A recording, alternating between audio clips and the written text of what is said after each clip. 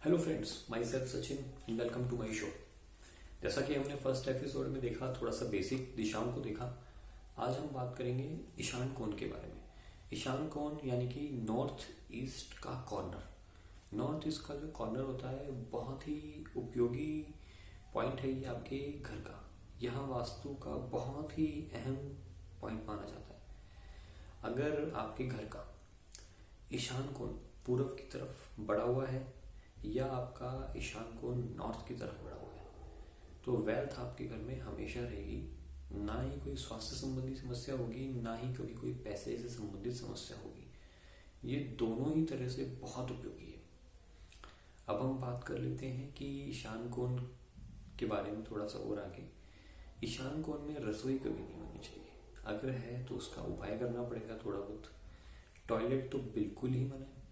Toilet भी नहीं होना चाहिए ईशान कोण में। है और नहीं हटा सकते, नहीं तोड़ सकते, उसके लिए भी फिर आपको उपाय करना पड़ेगा।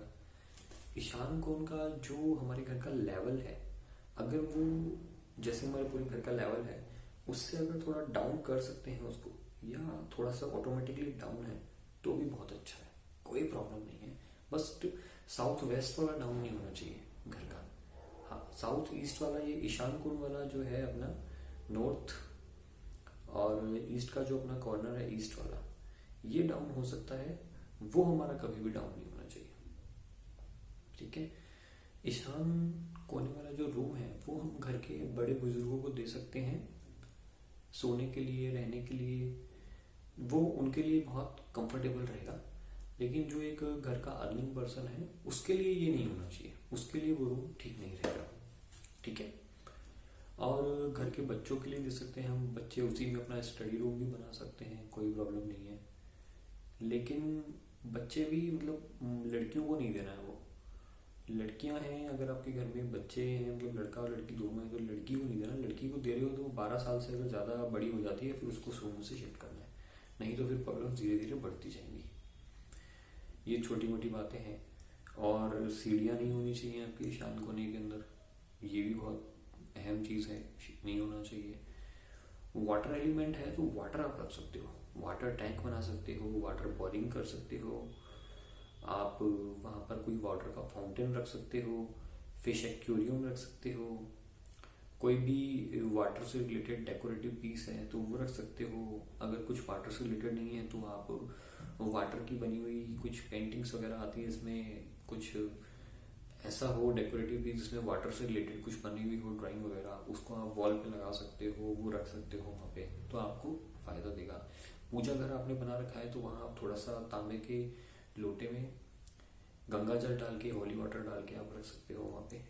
आजकल तो बाजार में सील पैक मिलते हैं तांबे के लोटे, जिनमें आप गंगा जल, होली वाटर उसके अंदर ऑलरेडी होता है, तो वो आप रख सकते हो। उसमें कोई मतलब ऐसी बात नहीं है कि दिक्कत आएगी आपको रखने में, बहुत इजीली में आप रख सकते हो उसको।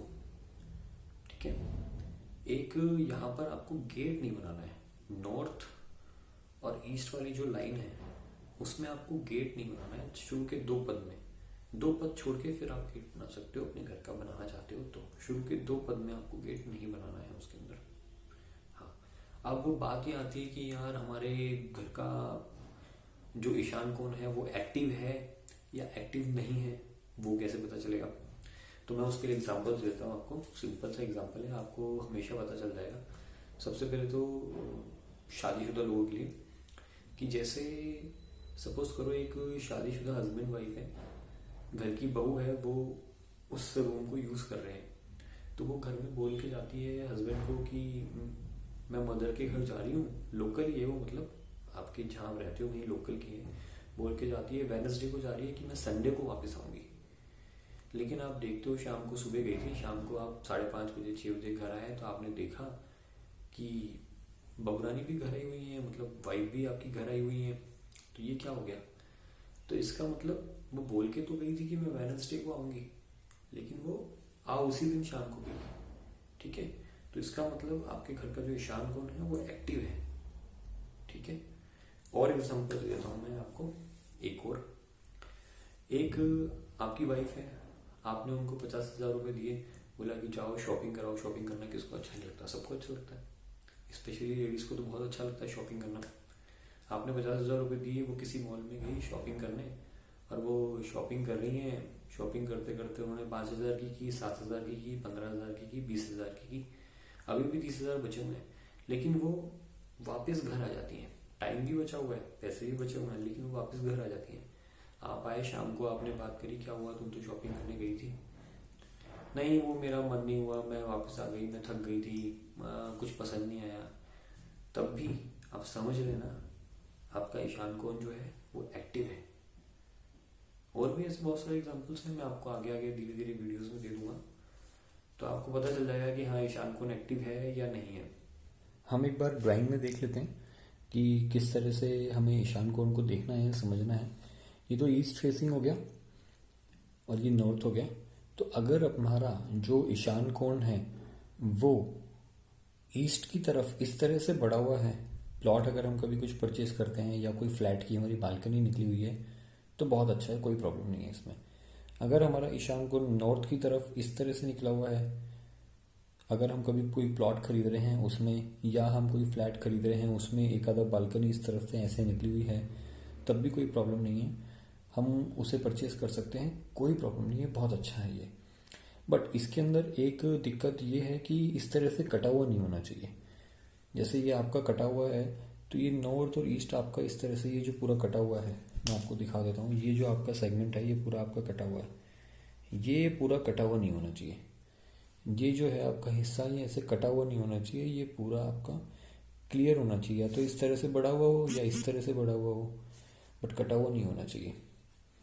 और ये आपका ये ईशान कोण है, इसमें इस तरह से सीढ़ियाँ नहीं होनी चाहिए आपके। कई बार होता है ना, हम इस तरह से सीढ़ियाँ निकाल देते हैं, या फिर सीढ़ियाँ यहाँ से यूं इस तरह से निकल जाती हैं, तो ये सीढ़ियाँ नहीं बनानी है हमें ईशान कोण के ऊपर। ये बहुत प्रॉब्लम करता है। ईशान कोण को जितना हो सके उतना हल्का रखना है हमारे को, बस इन्हीं चीज़ों का थोड़ा सा ध्यान रखना है। बाकी हम और आगे की वीडियोस में चर्चा करते हैं। Thank you friends.